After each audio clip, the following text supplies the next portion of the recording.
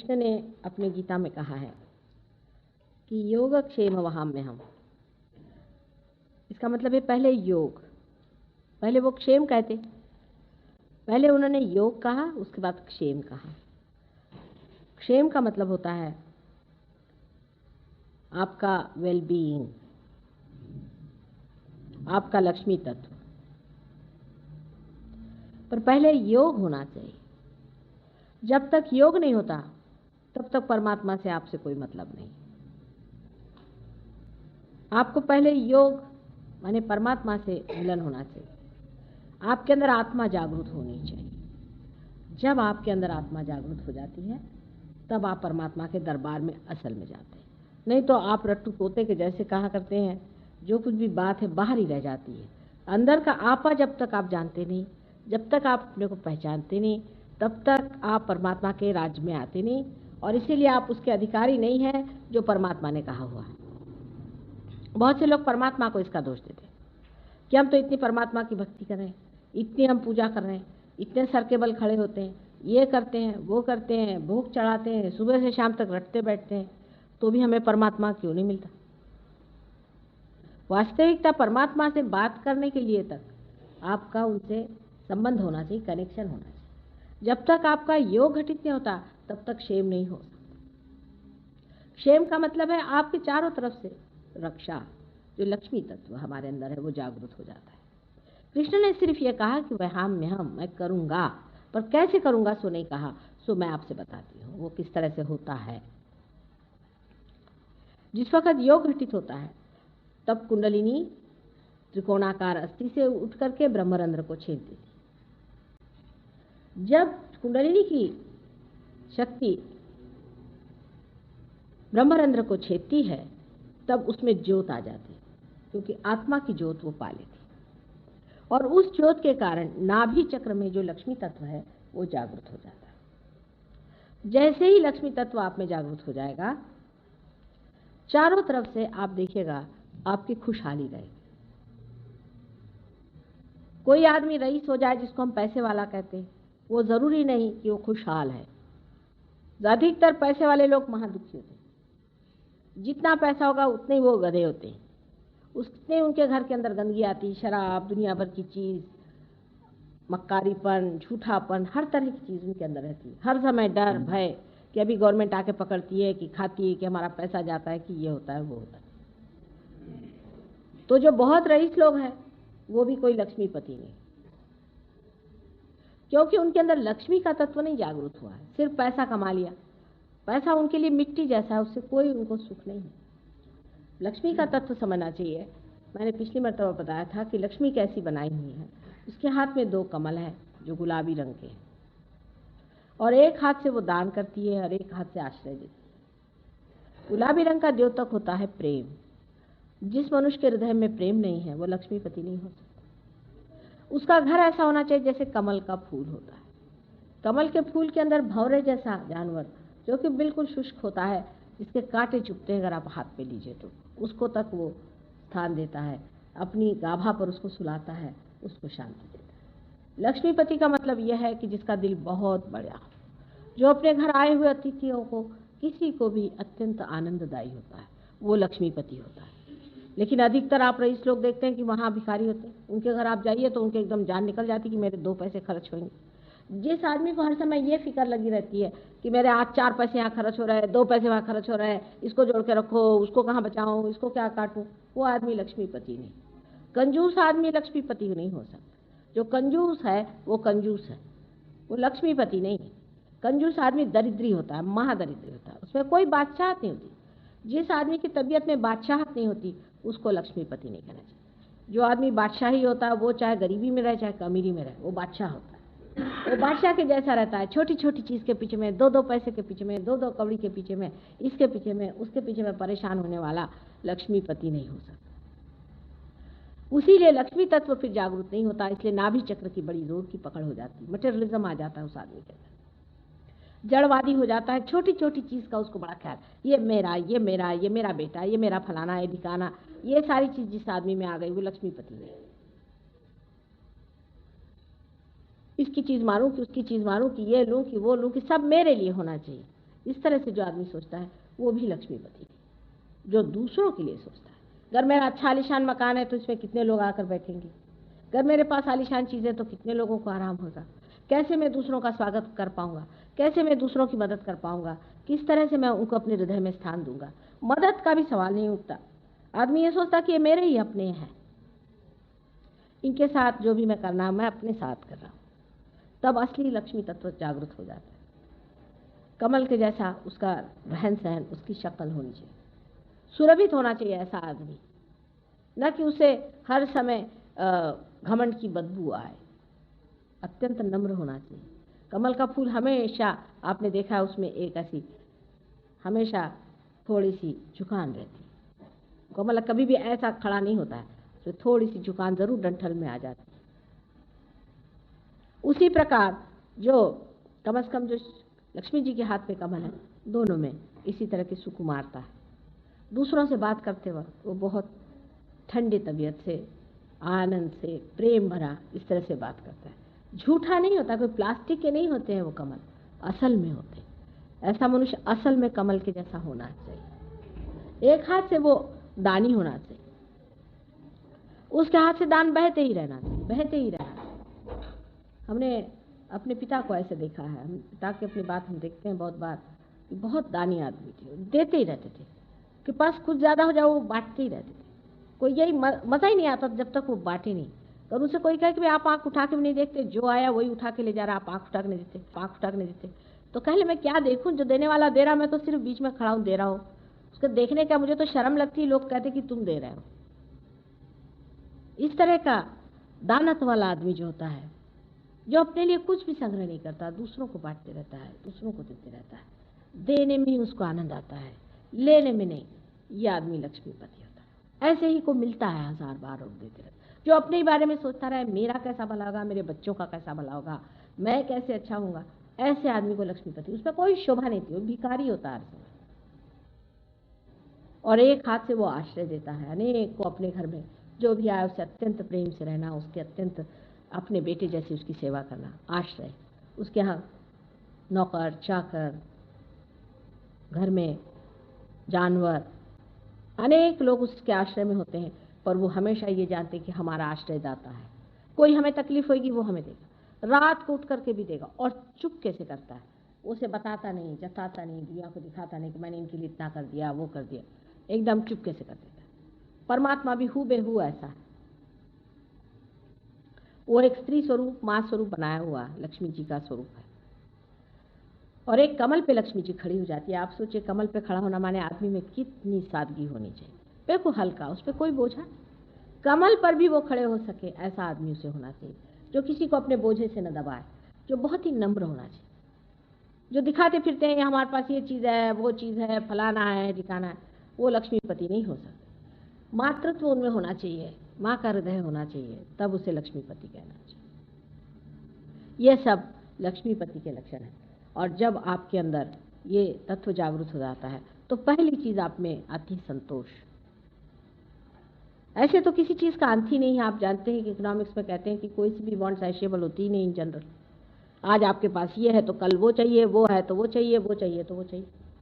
आदमी पागल जैसे दौड़ते रहता है, उसके कोई हद ही नहीं होती। आज ये मिला तो वो चाहिए, वो मिला तो वो चाहिए।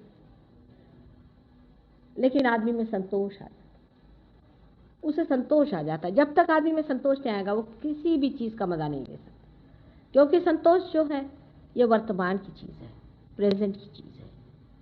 और आशा जो है ये फ्यूचर की चीज़ है, निराशा जो है ये पास्ट की चीज़ है।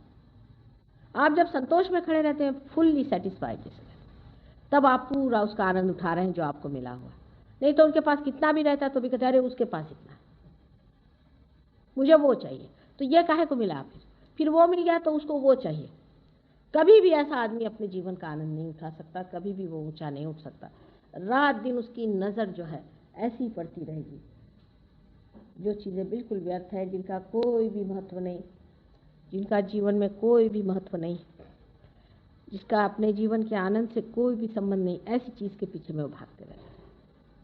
पर पहले योग घटित होना चाहिए, फिर क्षेम होता है। हमारे सहयोग में यहाँ पर भी अनेक से लोग आए हुए हैं जो कि हमारे साथ सहयोग में रहे और जिन्होंने पाया और इसमें प्रगति की है, उनकी सबकी फाइनेंशियल प्रगति होगी, सबकी A to Z। कोई कोई लोगों के पास तो लाखों रुपया आ गए, जिनके पास 1 रुपया नहीं था उनको लाखों रुपया मिला। ऐसे भी लोग हमारे यहाँ हैं जिन्होंने, अब जैसे यहाँ अब देखिए मियाँ बीबी जो आए हुए हैं अंग्रेज़ लोग, ये इंडिया आना चाहते थे, तो उन्होंने कहा कैसे जाएं, पैसा तो है इनके पास, इनकी भी बड़ी प्रगति हो गई, वैसे भी इनको बहुत पैसा वैसा मिल गया और काफ़ी आराम से रहने लगे। लेकिन जब आने लगे तो उनको एक फॉर्म ने कह दिया अच्छा तुम मुफ्त में जाओ, हम तुम्हारा पैसा देंगे क्योंकि हम तुम्हारा ये काम कर देंगे। छोटी छोटी चीज़ में परमात्मा मदद करता है और आपके इतना रुपया आपके पास बच जाता है कि आपको समझ नहीं आता कि क्या करें। इन लोग पहले ड्रग्स लेते थे, शराब लेते थे और दुनिया भर की चीज़ें करते थे, उसमें बहुत रुपया निकल जाता था। अब मैंने देखा कि इनके घर अच्छे हो गए, घरों में सब चीज़ें आ गई और अच्छे से म्यूज़िक सुनते हैं, सब अच्छे अच्छे शौक इनके अंदर आ गए, सब बढ़िया तरीके से रहने लग गए, इनके बाल बच्चे अच्छे हो गए। मैंने पूछा भाई ये कैसे होगा? पहले हम तो सारा पैसा ऐसे बर्बाद करते थे और होश ही नहीं था हमको, हम कहाँ रहते थे, हम तो बेहोश ही रहते थे, हमको पता ही नहीं था कि हम कैसे रहते थे, क्या करते। इसीलिए जो गुरुजन हो गए उन्होंने शराब और ऐसी चीज़ों को एकदम मना किया। अब शराब इतनी हानिकर चीज़ है कि इस तरफ से बोतल आई शराब की, उस तरफ से लक्ष्मी जी चली, सीधा ऐसा। उन्होंने देखा कि आपकी शराब की बोतल अंदर आ रही, उधर से वो चली गई। ऐसे आदमी को कभी भी लक्ष्मी का सुख नहीं मिल सकता। जिनके घर में शराब चलती उनके घर में लक्ष्मी जी का सुख नहीं हो सकता। हाँ, उनके यहाँ पैसा होगा, लड़के रुपया उड़ाएंगे, बीवी भाग जाएगी, कुछ ना कुछ गड़बड़ हो जाएगा, बच्चे भाग जाएंगे, कुछ ना कुछ तमाशे हो जाएंगे। आज तक एक भी घर आप मुझे बताएं जहाँ शराब चलती है और लोग खुशहाल हो ही नहीं सकते। खुशहाली शराब के बिल्कुल विरोध में बैठे। इसलिए गुरुजनों ने जो मना किया है, खासकर हर एक ने, आखिर वो लोग कोई पागल नहीं थे, उन्होंने 1000 बार इस चीज को मना किया है कि शराब पीना बुरी बात है, शराब मत पियो, शराब मत पियो। शराब तो एक ऐसी चीज है कि ये भगवान ने कोई पीने के लिए कभी भी नहीं बनाई थी, पॉलिश करने के लिए बनाई थी, पॉलिश करने के लिए। कल लोग फिनाइल पीने लगेंगे, क्या कहें आदमी के दिमाग का? कुछ भी पीने लग जाए तो उसे कौन क्या कर सकता है? आदमी का दिमाग इतना चौपट है कि कोई भी चीज उसकी समझ में आ जाए पीने लग जाता है। उसे किसने कहा था कि शराब पीने के लिए? अब ये पॉलिश की चीज आप अपने शराब के नाम से जब पीते हैं तो अपने भी जितने भी लिवर हैं, इंटेस्टाइन्स हैं, सब पॉलिश होते जाते हैं। यहाँ तक कि आर्टरीज आपकी पॉलिश होकर के स्टिफ हो जाती है। आर्टरीज इतनी स्टिफ हो जाती है कि उसकी जो स्नायु हैं वो अपने को स्थितिस्थापक नहीं बना सकते, माने ना तो वो बढ़ सकते ना घट सकते, बस जम के जाते। आर्टरीज जो है एकदम एक साइज की हो जाती, तो खून भी नहीं चल पाता, खून भी अटक जाता। जबकि वो उसकी जब कोई भी दबाव ना हो, उसके ऊपर में कोई खुलाव ना हो और एकदम जैसे कि नली जैसे बन जाए आर्टरीज, तो उसमें क्या हो? ऐसा पॉलिश तब दूर चढ़ता जाता है इसकी कोई हद नहीं, और मनुष्य भी पॉलिश बन जाता है। ऐसा आदमी बड़ा कृत्रिम होता है, ऊपर से बड़ी अच्छाई दिखाएगा। शराबी आदमी है, ऊपर से वह बड़ा शरीफ है, वो बड़ा दानी है, ऐसा है वैसा है, सब ऊपरी चीज है। जो अपने बीवी बच्चों को भूखा मार सकता है, जो अपने बीवी बच्चों से जाती कर सकता है, वो आदमी कितना भी भला बाहर गम करके घूमे, उसका क्या अर्थ निकलता है बताइए? इसलिए शराब की इतनी मनाही कर गए, इतनी मनाही कर गए हैं, सो किस लिए कर गए? अब मुसलमानों को इतनी मनाही है शराब की, लेकिन मुसलमानों से ज़्यादा कोई पीता ही नहीं। क्यों मनाही कर गए? इतनी सोचना चाहिए। मोहम्मद साहब जैसे आदमी क्यों मनाही कर गए? नानक साहब इतना मनाही कर गए, सिखों से ज़्यादा कोई लंदन में पीता ही नहीं, उनके आगे तो अंग्रेज हार गए। है कि नहीं बात सही? कौन से धर्म में शराब को अच्छा कहा है? कोई भी धर्म में नहीं कहा हो, लेकिन सब धर्म में लोग इतना ज़्यादा पीते हैं और अपने गुरुओं का अपमान हो रहा है। हमारी सारी नाभि चक्र और उसके चारों तरफ 10 हमारे जो धर्म हैं जो कि गुरुओं ने बनाए, ये 10 धर्म हमारे नाभि भी होते। इसीलिए इन गुरुओं ने हमें मना किया हुआ है कि आप अपने धर्मों को बनाने के लिए पहली चीज़ है शराब या कोई सी भी ऐसी आदत न लगाएं जिससे आप उसके गुलाम हो जाए। अगर आपको ये गुलामी करनी है तो आप स्वतंत्रता की बात क्यों करते? लोग तो सोचते हैं कि गुलामी करना ही स्वतंत्रता। आपको अगर कोई मना करे कि बेटे शराब नहीं पियो, तो लोग सोचते देखो ये मुझे रोकते हैं, टोकते हैं, मेरी स्वतंत्रता छीनते हैं। मनुष्य इतना पागल है, उसको मना इसलिए किया जाता है कि बेटे तू दूसरी गुलामी मत कर। जब कभी कोई बात बड़े लोग बताते हैं तो उसको विचारना चाहिए, ना कि उसको रटते बैठना चाहिए सुबह से शाम तक। उसको विचारना चाहिए, उसको सोचना चाहिए इन्होंने ऐसी बात क्यों कही, कोई ना कोई इसकी वजह हो सकती। ऐसे इतने बड़े ऊंचे लोगों को ऐसी बात कहने की जरूरत क्या पड़ गई, क्यों इस चीज को बार बार उन्होंने मना किया, ये सोचना चाहिए और विचारना चाहिए। और कोई भी मनुष्य जरा सा भी बैठकर सोचे तो वो समझ सकता है कि इस कदर गंदी ये चीजें हम लोगों ने अपना ली है, जिसके कारण हमारे यहाँ से लक्ष्मी तत्व चला गया। इंडिया से लक्ष्मी तत्व बिल्कुल पूरी तरह से चला गया। यहाँ पर लक्ष्मी तत्व है ही नहीं, और जागरूक करना भी बहुत कठिन है, क्योंकि लक्ष्मी तत्व जो है वही परमात्मा के खोज का पाया है। नाभि में ही विष्णु जी का स्थान है, और विष्णु जी का जो स्थान है, विष्णु जिसे हम लक्ष्मी उनकी जो शक्ति मानते हैं, इसी में हमारी खोज शुरू होती है। जब हम अमीबा रहते हैं तो हम खाना खोजते हैं, जरा उससे बड़े जानवर हो गए तो और कुछ खाना पीना और संग साथी ढूंढते रहते हैं। उसके बाद हम इंसान बन गए तो हम सत्ता खोजते हैं, हम इसमें पैसा खोजते हैं। बहुत से लोग तो खाने पीने में मरे जाते हैं, बहुत से लोग तो सुबह से शाम तक क्या खाना है क्या नहीं खाना है, ये करना है वो करना है, इसी में सारे बर्बाद रहते हैं। जिन लोगों को अति खाने की बीमारी होती है वो भी लक्ष्मीपति कैसे तो भिखारी होते हैं, ऐसा जिनका कि दिल ही नहीं भरता। एक मुझे कहने लगी, एक हमारे यहाँ बहू आई थी रिश्ते में, कल मेरे बाप क्या ये था वो था। अरे मैंने कहा तुम्हें तो दिखाई देना चाहिए, तुम्हारे अंदर तो जरा भी संतोष नहीं, ये खाने को चाहिए तुमको, वो खाने को चाहिए, घूमने को चाहिए, फिरने को चाहिए। कोई संतोष तुम्हारे बाप ने दिया कि नहीं दिया तुमको? अगर वाकई तुम्हारे बाप ऐसे लक्ष्मीपति थे तो कुछ तो तुम्हारे अंदर संतोष होता, मिला तो मिला, नहीं तो नहीं मिला। जब ये स्थिति मनुष्य की आ जाती है, जब उसकी सत्ता खत्म हो गई, जब उसको समझ में आया कि सत्ता में नहीं रहा, पैसे में नहीं रहा, किसी चीज में वो आनंद नहीं मिला जिसे खोज रहा था, तब आनंद की खोज शुरू हो जाती, वो भी नाभि चक्र से ही होती। इसी खोज के कारण आज हम अमीबा से इंसान बने, और इसी खोज के कारण जिससे हम परमात्मा को खोजते हैं, हम इंसान से अति मानव होते हैं, आपा को पहचानते हैं, आत्मा को पहचानते हैं, इसी खोज से। इसलिए लक्ष्मी तत्व बहुत जरूरी चीज, और लक्ष्मी तत्व जो बैठा हुआ है उसके चारों तरफ धर्म है। मनुष्य के 10 धर्म बने हुए हैं। अब आप मॉडर्न हो गए तो आप सब धर्म उठा के चूल्हे में डाल दीजिए, भाई आप मॉडर्न हो गए, क्या कहने आपके। लेकिन ये तो आपके अंदर 10 धर्म है ही, ये स्थित है, ये वहां है। अगर मनुष्य के 10 धर्म नहीं रहे तो राक्षस हो जाएगा। जैसे ये सोने का धर्म होता है कि ये खराब नहीं होता, इसी तरह से आपके अंदर जो 10 धर्म हैं वो आपको बनाए रखने हैं, जो मानव धर्म है। अगर इन 10 धर्मों की आप अवहेलना कर रहे हैं, और उसके उपधर्म भी हैं, लेकिन बेसिकली ये 10 धर्म आपको संभालने हैं। अगर वो आप 10 धर्म न संभालें तो आपका कभी भी उद्धार नहीं हो सकता, कभी भी आप पार नहीं हो सकते।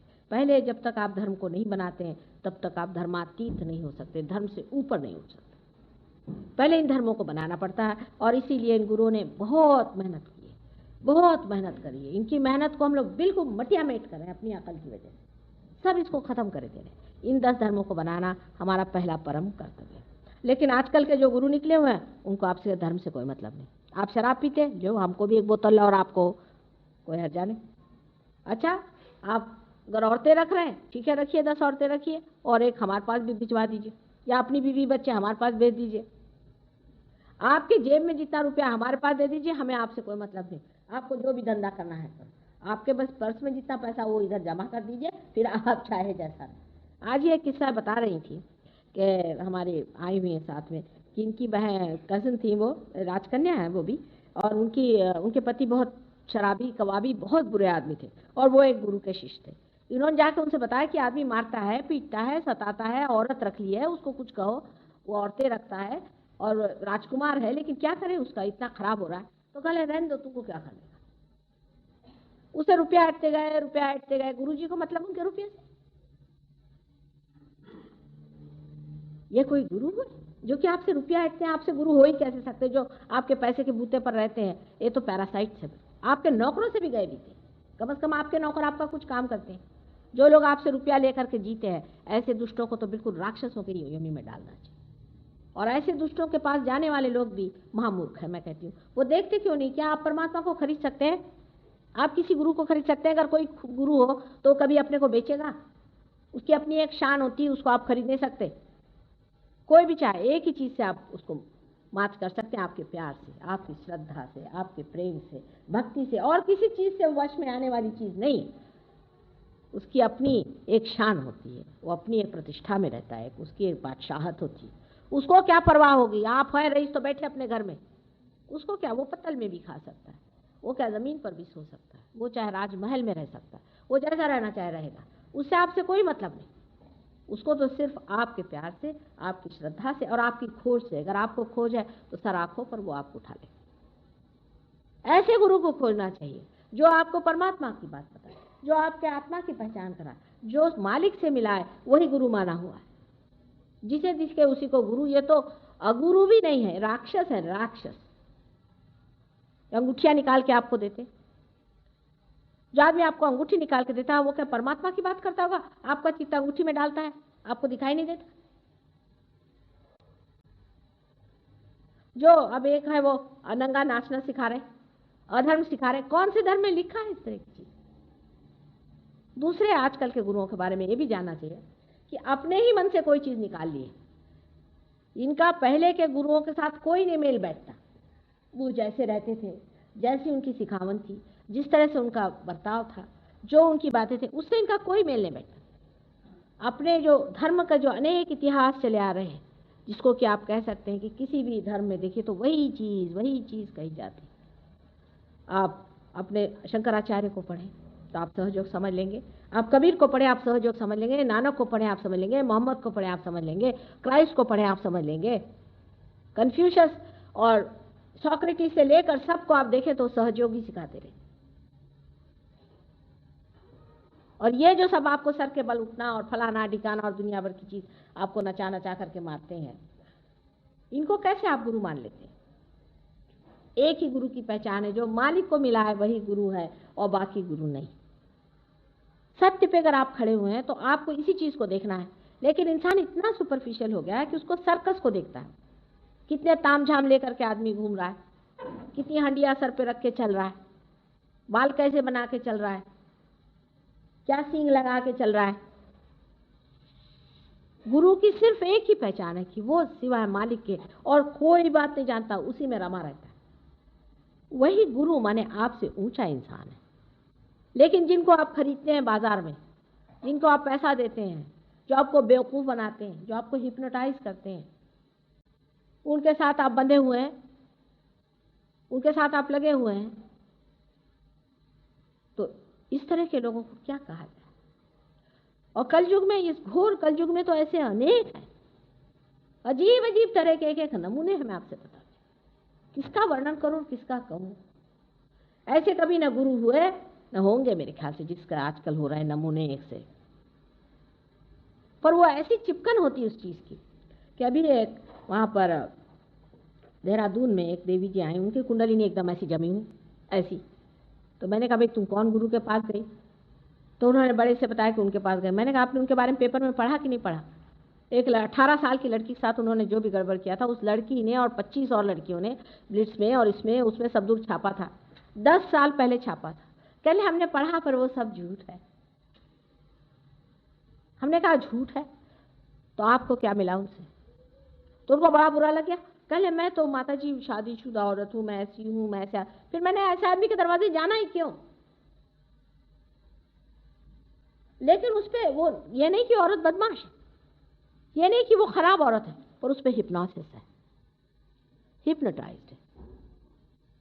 कोई उनको फ्रीडम नहीं। गुरु बैठेंगे 7 मंजिल पे जाके, आप जाइए वहां पे सेवा करिए, इतनी बड़ी बड़ी पेटियां रखी रहेंगी, उसमें आप पैसा डालिए। सेवा का मतलब है पैसा डालिए।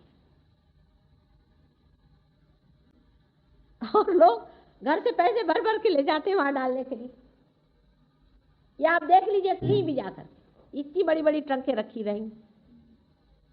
अरे हमारे भी पैर छूते तो कोई 1 रुपया लग जाता है, कभी 5 रुपया लग जाता है, हो जाती है ऐसी। ये मतलब आदत पड़ गई ना। हनुमान जी के मंदिर जाओ, वहां भी 1.25 रुपया चढ़ा। और इसी चक्कर की वजह से हर जगह मस्जिद मंदिर हर जगह गड़बड़ करके रखती ऐसी कोई जगह नहीं छोड़ी जो पवित्र जगह रह गई। और इसी चक्कर की वजह से हमारे जो जवान बेटे हैं, जो जवान लोग हैं, ये सोचते हैं कि परमात्मा है कि तमाशा है ये सब, क्योंकि वो तो अपनी बुद्धि रखते हैं ना, वो अभी साबित है दिमाग उनके, उनको अविश्वास हो रहा। सारे धर्मों में ये हो गया, आपको आश्चर्य होगा। अल्जीरिया से हमारे पास एक आए थे साहब, जवान हैं, बहुत होशियार और इंजीनियर थे, वो भी इसी आंदोलन में कि ये इस कदर ये लोग मुसलमान और ये फैनेटिसिज्म इनमें है और इस तरह से ये लोग दुष्टता करते हैं और ये मुल्ला लोग ऐसा पैसा खाते हैं और सब पब्लिक के पैसे पे जीते हैं और अपने को बहुत बड़े महान समझते हैं और सब लोग उनके सामने झुकते हैं। फिर वो उन्होंने पोप को भी देखा, वो एक नमूना है। तो बिल्कुल अविश्वास से भर के आए, उनका कि ये सब नथिंग है, बिल्कुल इसमें कोई अर्थ नहीं, सब झूठ। जब वो हमारे पास आए तो हमने कहा कि ये बात नहीं, जब सत्य है तभी उसका झूठ निकलता है। जब सत्य होता है तो उसी के आधार पे लोग झूठ बनाते हैं ना। तो सत्य भी कोई चीज़ है, एब्सोल्यूट भी कोई चीज़ है। अच्छा, हमने कहा तुम देखना सहयोग में, सहयोग जो है ये धर्मांधता और अविश्वास के बीचों बीच, जहाँ परमात्मा साक्षात आपसे कराते हैं। आप स्वयं इसका साक्षात करें, इसका अनुभव करें, इसमें जमें।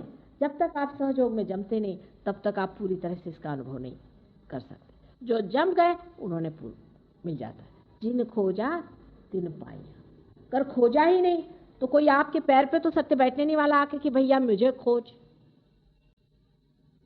उसकी अपनी प्रतिष्ठा है, उसको खोजना चाहिए, लेकिन उसको खोजने से सत्य से आनंद उपलब्ध होता है। सत्य और आनंद दोनों ही चीज है, एक ही चीज है दोनों। जैसे चंद्र की चंद्रिका होती है या जिस तरह से सूर्य का उसका अपना प्रकाश होता है, उसी प्रकार सत्य और आनंद दोनों चीजें एक साथ हैं। जब आप सत्य को पा लेते हैं तो आनंद विभोर हो जाते हैं, आनंद में रममाण हो जाते हैं। लेकिन ये सिर्फ लेक्चरबाजी नहीं है कि आपको मैं लेक्चर देती रहूं सुबह से शाम तक। लेक्चर से तो मेरा गला थक गया। अब पाने की बात है कि कुछ पाओ, आत्मा को पाओ। बहुत से लोग ऐसे भी मैंने बहादुर देखे, हमें तो कुछ हुआ नहीं माता जी, माने बड़े अच्छे हो गए। होना चाहिए, नहीं हुआ माने कुछ गड़बड़ है आपके अंदर, कोई ना कोई तकलीफ है, आप बीमार है, आपका मेंटली आप ठीक नहीं, आप कोई गलत गुरु के सामने अपना मत्था टिका है। अगर आपने अपना मत्था ही, जो कि परमात्मा ने इतनी शान से बनाया है, इसको गलत आदमी सामने टेक दिया है तो खत्म हो गया मामला। आपको हमें भी अंधता से नहीं विश्वास करना चाहिए, गलत बात। हम चाहते हैं कि आप पाओ और उसके बाद अगर आपने अविश्वास किया तो आपसे बड़ा मूर्ख कोई नहीं, और उसके बाद भी आप अगर जमे नहीं तो आपके लिए क्या कहा जाए।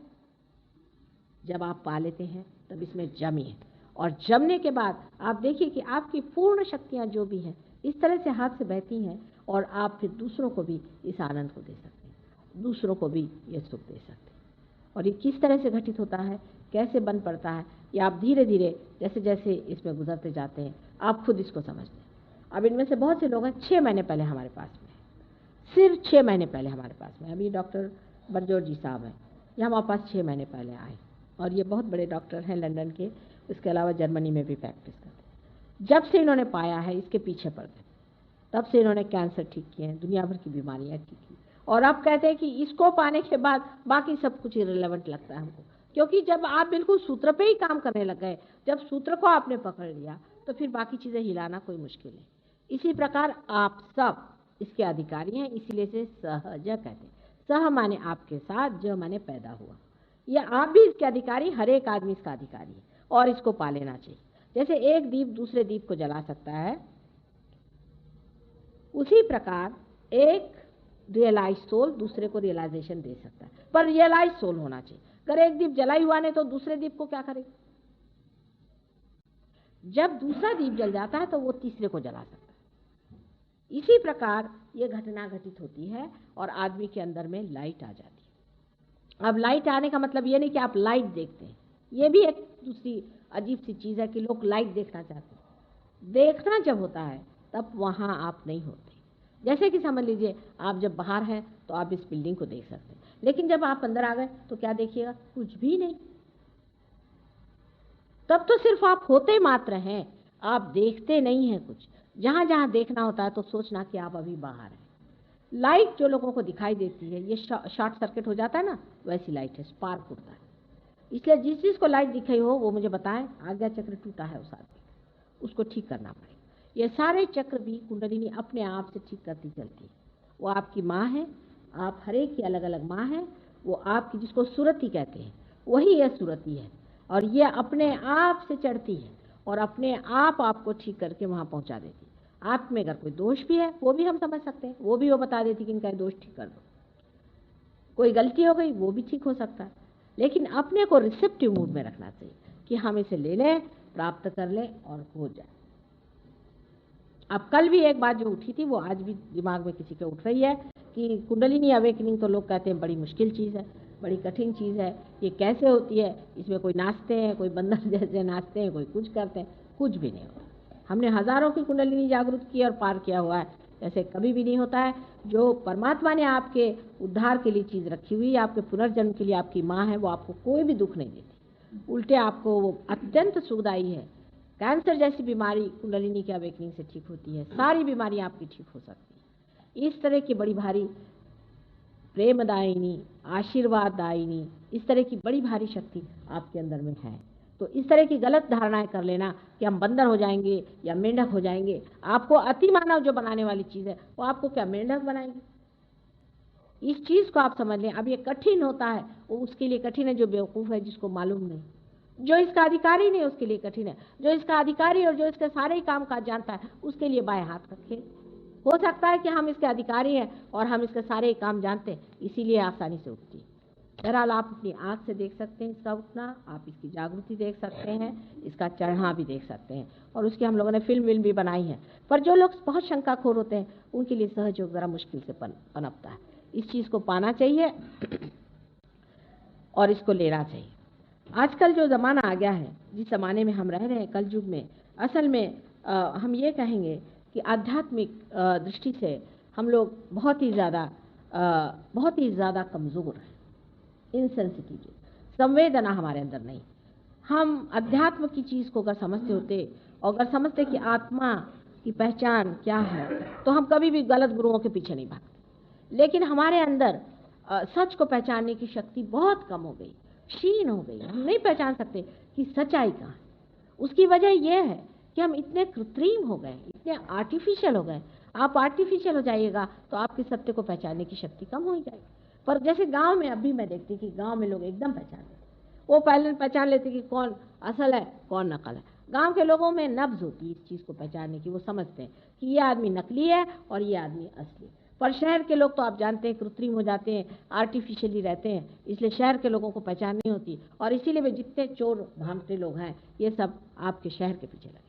ये सारे शहरों में आते हैं, गांव में कोई नहीं काम करता, क्योंकि आपके जेब में पैसे होते हैं, आपके जेब से इनको मतलब होता है। वो काहे को गांव में चले, सहयोग हमारा गांव में चलता है।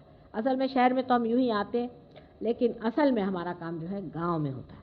गांव के जो सीधे साधे सरल परमात्मा से संबंधित लोग होते हैं वो इसको बहुत आसानी से पा लेते हैं, उनको एक क्षण भी नहीं लगता। लेकिन शहर के लोगों में, एक तो शहर की आबो हवा की वजह से और यहाँ के तौर तरीके की वजह से आदमी इतना अपने को बदल देता है, इस कदर अपने को धर्म से गिरा लेता है। अब ये उसमें क्या हुआ, साहब सब लोग पीते हैं, बिजनेस के लिए पीना चाहता है, मानो जैसे बिजनेस ही भगवान है, उसको तो पीना ही चाहिए, फिर उसके अगर बिजनेस कैसे चले? तो या तो फिर ये कहो कि तुम परमात्मा में या धर्म में बिल्कुल विश्वास नहीं करते, और अगर जरा भी विश्वास करते हो तो जो अधर्म है उसको नहीं करना चाहिए। कोई जरूरत नहीं किसी को पीने की। ये भी एक गलत फहमी है कि बिजनेस के लिए करना पड़ता है, इसके लिए। जो आदमी अपने को धोखा देना चाहता है उसी को कोई नहीं बचा सकता।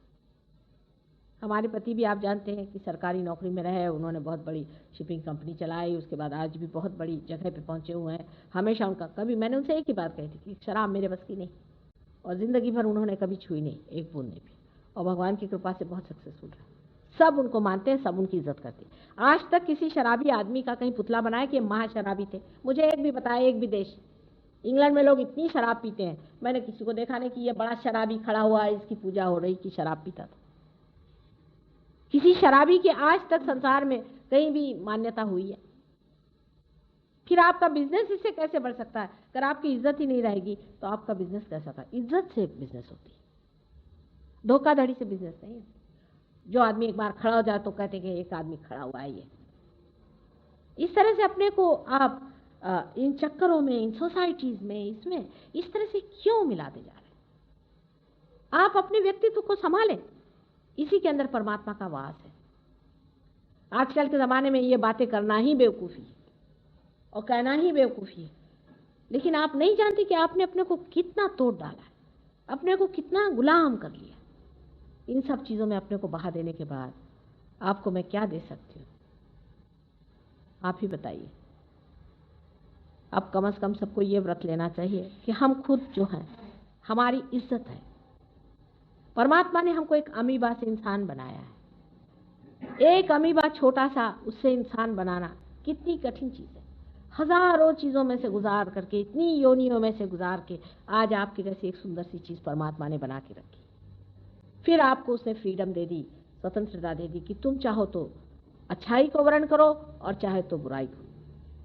जिस चीज़ को चाहे तुम अपना सकते हो। तुमको बुराई को अपनाना, चलो बुराई को अपनाओ, अच्छाई को अपनाना, अच्छाई को बनाओ। अब आपको भी सोचना चाहिए कि जिस परमात्मा ने हमें बनाया हुआ है, इतनी मेहनत से बनाया है, उसने वो भी इंतजाम हमारे अंदर जरूर कर दिए होंगे जिससे हम उसको जानें और उसको समझें और अपने को जानें और हमारा मतलब क्या है, हम क्यों संसार में आए हैं, हमारा क्या फुलफिलमेंट है।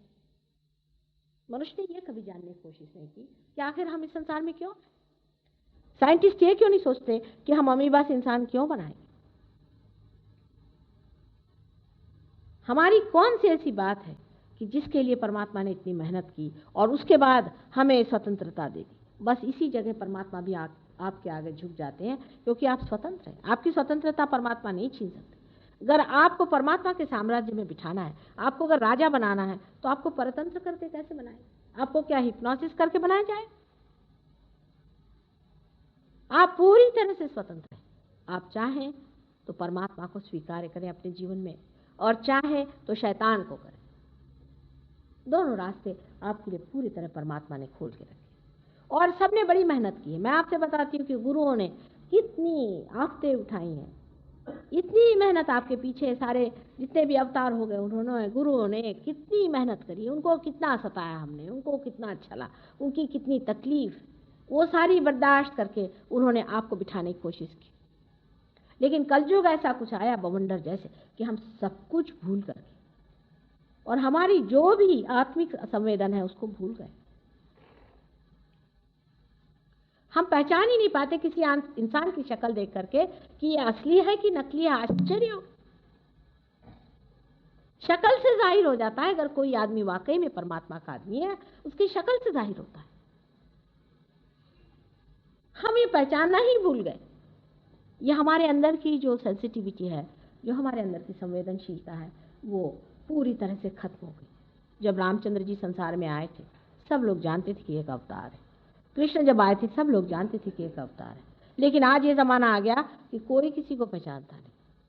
ईसा मसीह के समय भी ऐसा ही हुआ, लेकिन उस समय कुछ लोगों ने तो उनको पहचाना, पर आज तो ये समय आ गया है कि सब भूतों को और राक्षसों को लोग अवतार मानते हैं। इस चक्कर से अपने को हटा लेना चाहिए और एक ही चीज़ मांगना चाहिए कि प्रभु तुम हमारे अंदर जागो, जिससे हम अपने को पहचान लें। आत्मा को पहचाने बगैर हम परमात्मा को नहीं जान सकते, नहीं जान सकते, नहीं जान सकते। बाकी सब बेकार है, ये सब सर्कस है, ये सिर्फ इसको कहते हैं बाहरी तमाशे। इस बाहरी तमाशे से अपने को संतुष्ट रखने से कोई फायदा नहीं। आप अपने ही को धोखा दे रहे हैं। परमात्मा को कौन धोखा देगा? वो तो आपको खूब अच्छे से जानता है। आप अपना ही नुकसान कर रहे हैं। आपको पाना चाहिए, क्योंकि आपकी अपनी शक्ति, आपकी अपनी संपदा है, आपके अंदर सारा स्रोत है, आपके अंदर भरा हुआ सब कुछ है। उसे आपको लेना चाहिए और फिर इसमें जमना चाहिए। सहयोग में जब मैं आती हूँ, लोग बहुत आते हैं, मैं जानती हूँ, लेकिन यहाँ सबका ये कहना है कि माँ आगे लोग नहीं जाते। अब यहाँ पे ऐसे लोग हमने देखे कि जिनको हमें कभी उम्मीद नहीं थी, वो कहाँ से कहाँ पहुँच गए, और जो कि बहुत हम सोचते थे वो वहीं से वहीं जमे बैठे, फिर लेके आ गए वही सरदर्द, वही आफतें, वही परेशानियाँ, वही ये हो रहा है, वही वो हो रहा है। अभी भी उनका लेवल इतना ही ऊंचा उठा है। सहयोग में जब तक आप लोगों को देंगे नहीं, तब तक आपकी प्रगति नहीं होगी। देना पड़ेगा। जैसे जैसे आप देते रहेंगे वैसे वैसे आप आगे बढ़ेंगे। कोई अगर हम लोग बड़ी भारी बोट तैयार करते हैं, शिप तैयार करते हैं, अगर उसको हम पानी में नहीं छोड़ें तो उसका क्या अर्थ निकलता? उसी प्रकार है, अगर मनुष्य परमात्मा को पा करके भी और घर में बैठ जाए तो ऐसे दीप से फायदा क्या कि जो जला करके आप टेबल के नीचे रख दीजिए। दीप इसलिए जलाया जाता है कि दूसरों को प्रकाश मिले, उससे आप अपने अंदर अपने को भी देख सकते हैं और दूसरों को भी देख सकते हैं। आप अपने भी चक्र देख सकते हैं और दूसरों की भी देख सकते हैं। आप अपने भी आनंद को देख सकते हैं और दूसरों की व्यथा को भी देख सकते हैं। और आप ये समझ सकते हैं कि दूसरों को किस तरह से ये देना चाहिए, किस जगह ये चीज़ रुक रही है, किस तरह से इसको हमें बनाना चाहिए। आज के लिए इतना काफ़ी है। हम लोग अब ज़रा ध्यान करें, देखें कितने लोग पार होते हैं।